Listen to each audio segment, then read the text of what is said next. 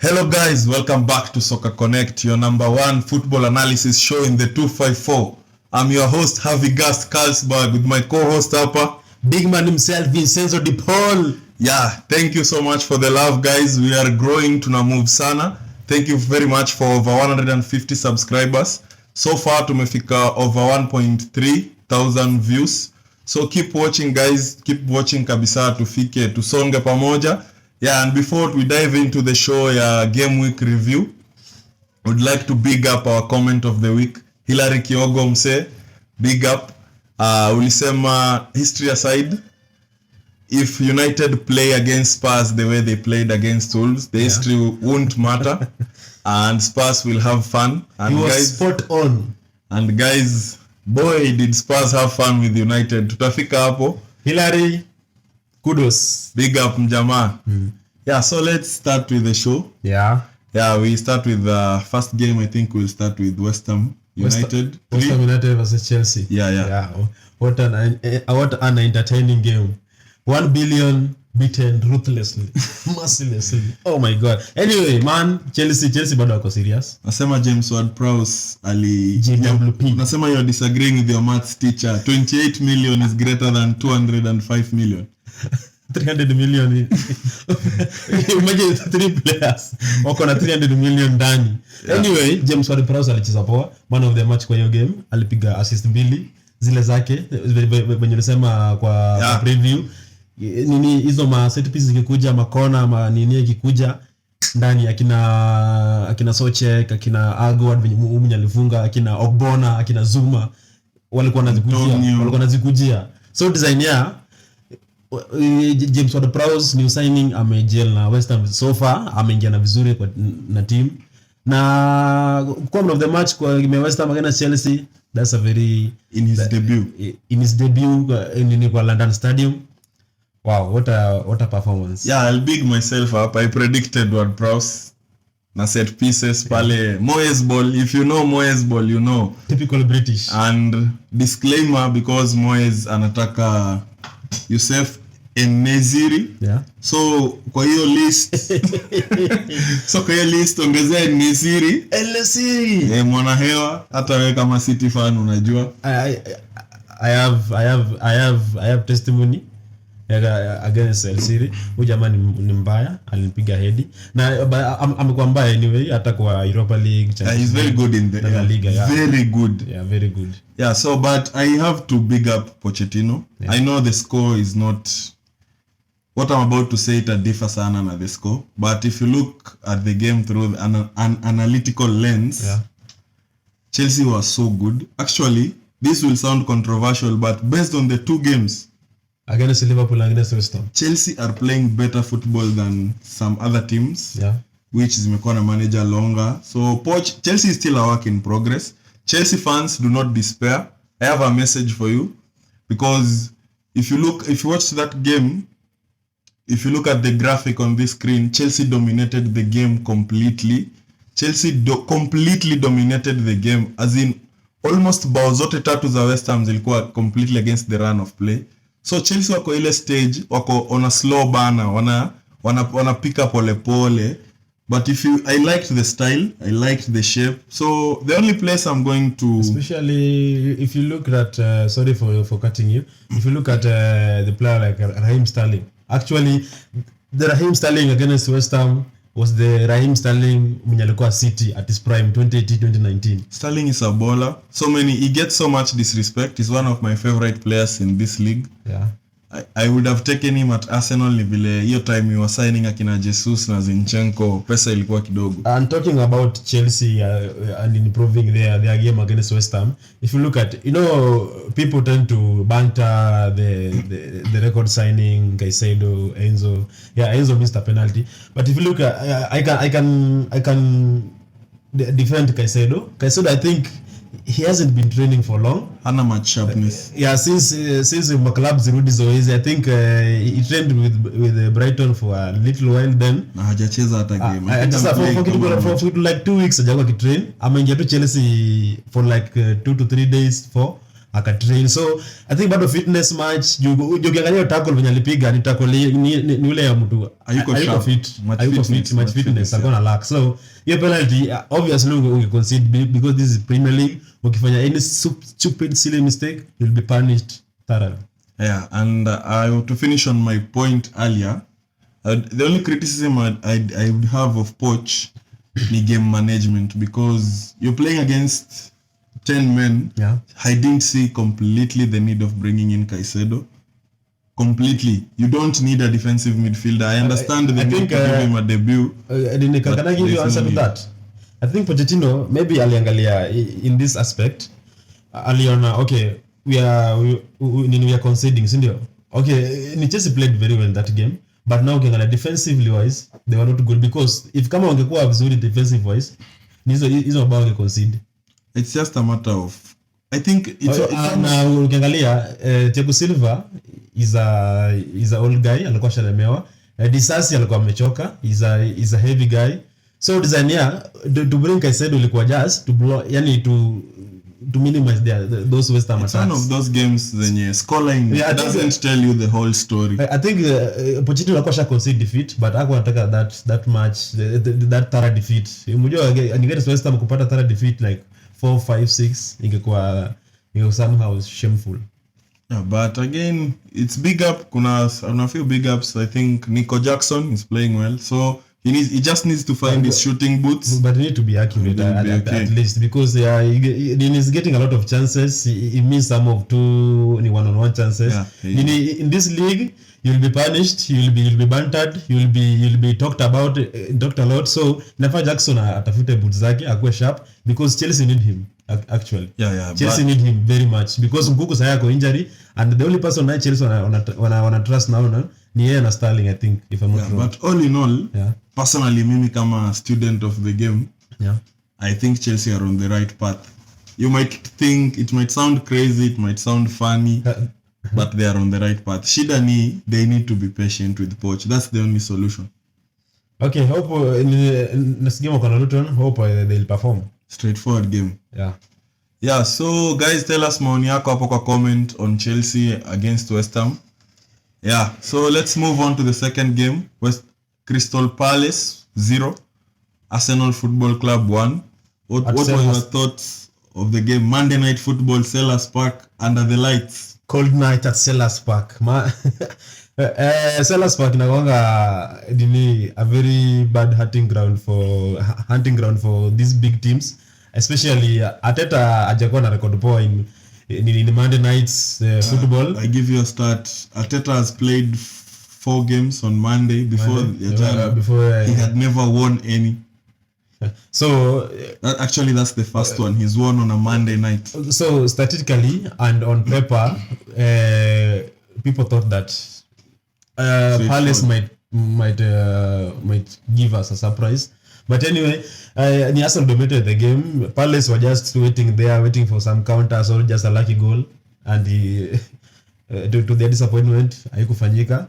So I think maybe kituli catch up, maybe referee. What's your take on that refereeing? Before I even jump into the referee, I also have another interesting stat. Yeah. The last 10 games for Palace at Selhurst, only 2 teams have won there.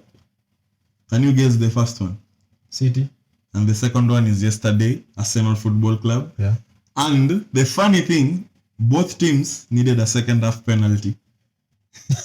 One game ended. I remember the last one Howlers scored. Last season when. So it's a Norwegian affair, because yesterday Odegaard scored as well. What a start! But now to get on to that shit referee, David Coot, mwenye anatoka Greater Manchester area, I did my research. He's a very shit referee. Generally, officiating in England has to improve. I was very rattled, and I'm still rattled when I think about that refereeing. I don't have a problem with the Tomiyasu second yellow, as much as it's harsh. Yeah. I don't have a problem with that. But Ayu alinyonga Saka too. A few minutes earlier, Ayu committed 2 second yellow card offenses, and the referee was just waving it on. Our players get fouled for fun. We make one foul, straight cards. I really hate that. And I don't think in EPL are overreacting with this referee situation. Stupid rules. Because I think they're bringing they are doing the referee now is the king in a game. Referee sasa game ni yake, ana ref vile anataka. If you try to they can do anything get a yellow card. he wants. Yeah, but and that's not fair to football, because if ukianza hivyo, just because you are the best league in the world, it doesn't mean that now you control some stupid things in this world. Yeah, so but I think makes sense kabisa. I think Arsenal showed some resilient and because we are winning game week 2, but we have now seen almost 4 to 5 controversy and referee controversies. Game week 2 ilikuwa na 5 red cards. Sikia, 5 red cards game week 2. 5 red cards. Game week 1 the big controversy against Wolves versus reading we are headed for a record breaking number of yellow cards this season. Yeah. Okay. Anyway, so but Arsenal won. I think these are new Arsenal. This is a good result, a clean sheet, now 6 points. And we have I think the most important thing here for Arsenal is that winning and keeping pace with the rest of the league. Yeah. Or with the best of the teams up there. Because it's starting to look funny already. I was checking at the table earlier leo. Yeah. Nikaona only 3 teams have won their 2 games. It's surprising because only 3 teams: Brighton City and Arsenal. Yeah, because actually it's a new Arsenal. I loved the mentality. So that and then the prediction that because what I'm sure Brighton will fall at least. They will fall off. So that prediction just City and Arsenal bado hii season itakuwa tu. Yeah. They remain to go. And before we move on, I just love to big up William Saliba, Declan Rice and Thomas Partey. They had good games. Yeah, so let's move on to another game of the game week. Manchester City customary win against Newcastle. And I do know this apart from United Spurs, this was the biggest game this was the biggest game of the weekend, because if you look, this was on paper it was big and it was a very tough game for both opponents, for both teams. True. Because ukiangalia City hao kwanza ligi poa, they have been alafu injuries blah blah blah, imekuwa imeleta shida. Newcastle wamekuwa top form, walipiga Aston Villa 5, so on paper ilikuwa a very tough game, but when the referee alipuliza kipenga game kuanza. Yeah, it's something and you just saw the difference between boys and men. It's one thing I expected. If there's something Man City wanajua is to turn up for big games. Yeah. And you saw it. City they annually shove Newcastle aside too. You're still not at this level. But I think maybe Newcastle were that bad. And you don't be fooled by the results. 1-0, but if Haaland was a bit of clinical, he gave 4-3 goals. Yeah. So I think then it was a straightforward win, and City keeping a clean sheet up. So it was a good result. In 32 ups, Manchester against Newcastle, Man City have won I guess 30 or 29. It was 29. Only 2 are draws. They were 28 before the game, so now it's 29. Yeah, and I think in that game I can also big up two players, 2 to 3, Josko Gvardiol, Manu Akanji and Phil Foden. They played exceptional. Kudos, guys. Yeah, so big up Man City fans. Tell us hapo kwa comments what you think of the game as well. Your best player, nani alikufurahisha? Yeah. And all that. So we move on to the biggest game of the weekend. Spurs versus United. A game of 2 halves, I can say. Ilikuwa very entertaining. Yeah, another game where we unfortunately we have to mention the shit English officiating, because United wangefaa kuwa na penalty first half. True.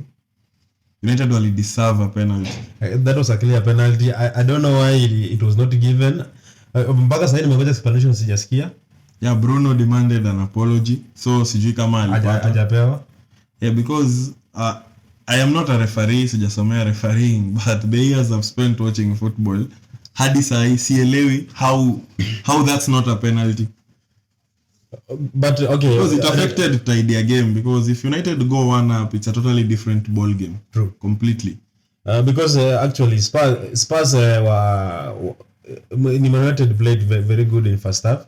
Second half ndio Spurs wali turn out waka change game. I think walipata Man switch off kidogo. They realized they had paid a little too much respect to Man United, and then they realized the midfield, big up to Ange Postecoglou, they realized the midfield had issues, and immediately in the second half they started finding James Maddison kwa pockets. And again tukaona what we saw versus Wolves. As we speak, Sai Casemiro is, after the 2 games, Casemiro ndio anaongoza to defensive midfielder mwenye amekuwa dribbled past mara nyingi. So he's been dribbled past 6 times. 6 times in only 2 games. Yeah, in only 2 games. So it's not looking good. Ten Hag anafaa. United started well, and I think there's a bright star for Man. If there was a positive for Man United, the bright star ni Andre Onana. He had a good game. Yeah, true. But again, he needs some support because he played. There's a diagonal. Onana alichezea Garnacho. My friend, that's bread and butter for a winger. You pray, una train kila siku ukiombea hiyo isolation 1v1. Garnacho aliskwanda kabisa. Nini walikuwa surprised hata kupata Garnacho akupiga Spurs. Ile I think Andre Onana, if I can talk of him, your game, Andre Onana is a very exceptional signing for Man United. Yeah, he's the shining star right now. And so now there's a problem. Defensive Man yote hawajui now what is ball playing. There are so many balls. Maybe Lisandro peke yake ndio akona somehow clue na look show sometimes. But hiyo game pia kuna sometimes alikuwa na switch. The rest are poor, hawezi receive under pressure. Midfield is shit. But I don't know how Man United will survive with this midfield of Casemiro, Bruno and I think Mount. they will just revert to what they know best, mid block and counter attacks. What I can advise United fans or Ten Hag is like, you just do this, double pivot Casemiro and McTominay, and then weka Bruno 10. Mount unaweza mtupisha wing ama mweke bench. And still lazima, actually some games, not all, kuna games wanaweza try Mount right wing because Anthony is another shit player. And I'm not hating, Anthony is a shit player. Very shit. Hata sita discuss further. I think there's another player, Garnacho. I don't know what's happening with him. He was very good last season. Na sijui shida imekuwa nini. He has a few things to work on. We'll give him benefit because he's young. Yeah. And then we can't move on without bigging up Spurs. Personally, I'm very happy for Yves Bissouma. Nasikia poa nikiona akicheza vile alikuwa akicheza akiwa Brighton. Do you know what?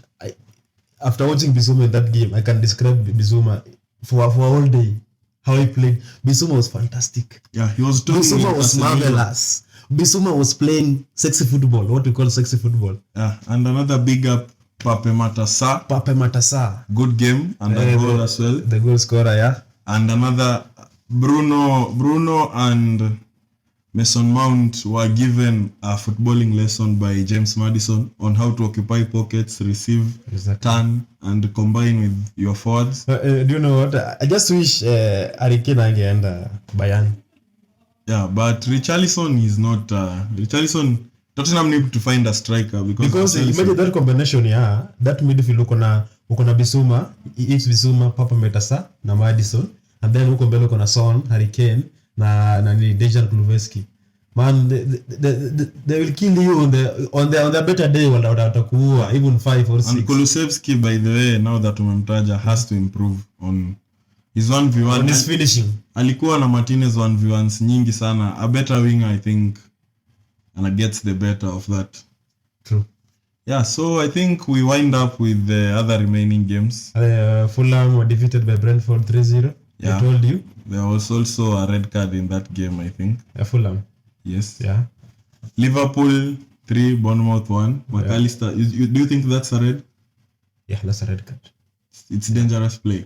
Dangerous play. Yeah, he showed his stats. So all day in red card. I think hapa kuna controversy because hata sijasikia kulapa mongelea. Liverpool don't appeal for the red card because it was a bit ukiona ni soft but it was a dangerous tackle now.